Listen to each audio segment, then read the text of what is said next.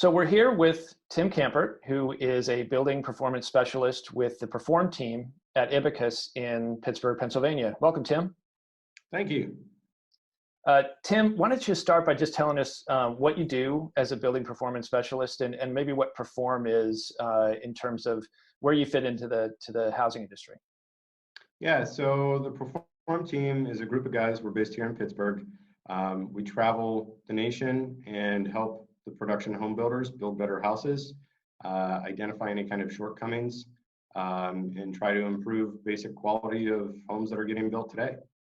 Great. So you're basically a third party for some pretty large builders to kind of, assess their quality and give them some feedback. That's correct. Okay, excellent. So also what you guys do is provide our Quality Matters column every month, which we really appreciate. It's great stuff. And I know our readers really like it. One that you did recently was on compact duct design, which I thought was fascinating and something that really, I think a lot of builders should start becoming more aware of because it is kind of a new best practice. But let's start with looking at kind of the traditional duct layout. And maybe you can kind of give us some insight into why that was the way it was done and has been done traditionally ever since forced air ductwork was kind of invented. And maybe then, why it's not such a good practice now. Yeah, certainly. So when you go and you look at the diagram that we had in the article, you can see that the registers are pulled towards the exterior walls. The reason for that was back in the day, 50 years ago, heck, even 30, 20 years ago, homes were not built nearly as well as they are today. So the idea at that point was you had to pull all the all the registers towards the exterior to try and condition and basically wash those walls to help alleviate any kind of drafts or hot or cold spots in those areas. All right, so that's the way it used to be done. So what's changed since that has altered the way that the ducts should be designed?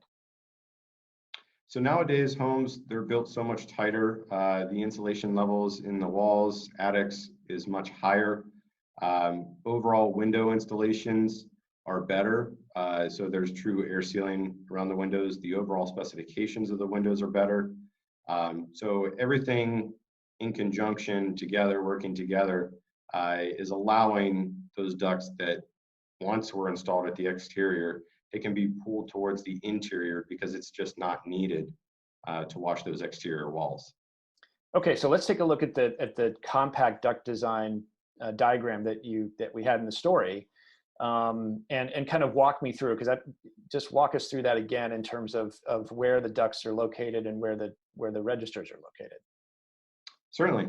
So as you can see in the diagram, in the new compact duct design, everything is pulled towards the interior walls. The rationale with this is when used in conjunction with a throw-in type register or curved blade diffuser, the conditioned air can then be gently thrown across the room and fall and mix better to condition the areas better. Since there's no drafts, since things are improved in the thermal envelope, it's just not needed, as you can also see with the exterior registers. Right. Okay. And so this 3D image that we have kind of shows that in a more dynamic light, if you will, than the 2D image. And we've got some captions here, but one thing I noticed on this image is you've got the air handling unit, the AHU, kind of centrally located. How does that work in with a compact duct design? Yeah, that's another really good point. The overall placement of the AHU, you want to have it, or at least try to get it as central as possible. By doing so, you can shorten the duct runs to all the rooms and hopefully reduce the overall load on those ducts inside the attic. Okay, great. So that all makes sense. And there's got to be some advantages to doing this in addition to just conditioning the space better, although that's important. But what other advantages does switching to a compact duct design have for a builder? So from what we've heard from builders that have done this, there is some cost savings associated with it because it's less material being used since you're shortening all the duct runs. In addition, it's less labor. You don't have to have guys climbing through the attic, installing those extra lengths towards the exteriors. So every little bit, it does help builders' bottom line. Yeah, I would imagine that not having to do that and not having as much ductwork to install also reduces the chances of leakage, which we know is a big Yes. problem. Some other things like that. Are there some installation tips though with this that are any different really than a traditional duct design? Yeah, the biggest one with this, since you have less ductwork in the attic, you have to be super critical on how it's installed overall. Being that it's tighter towards the inside, there's a higher likelihood where you might have ducts overlapping or touching, or potentially becoming kinked around trusses, or any other kind of framing up in the attics.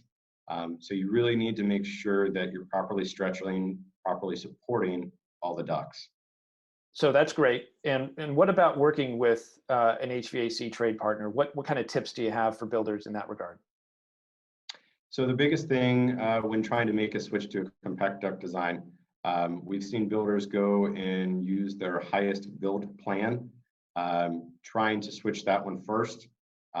We've also seen builders where their highest problematic plan as far as comfort complaints go, they've done that one first as well to help prove towards the HVAC contractor that, hey, this can potentially work. If it wasn't working before, let's try this, and it may potentially work better. But again, it goes back to the overall installation of it. Okay. And do you think that resistance from HVAC contractors is basically they just don't like change, or what advantage to them is there in this kind of scenario? Yeah, so the biggest thing that we hear from them is, I don't want to change. It's worked in the past. It's the common theme that we hear when we're out in the field. Um, but trying to get them to understand things have changed since you were first building. Things are better, built better. Everything's tighter, so you can potentially have some cost savings on your side as well. It's not just on our end. Yes, we're using less material, but it's also less time for you guys, so you potentially could get more installations done in your work week than what you previously did. Excellent. Tim, thanks. This is great insight. I appreciate you being on the show. Best to you and your family. Thank you.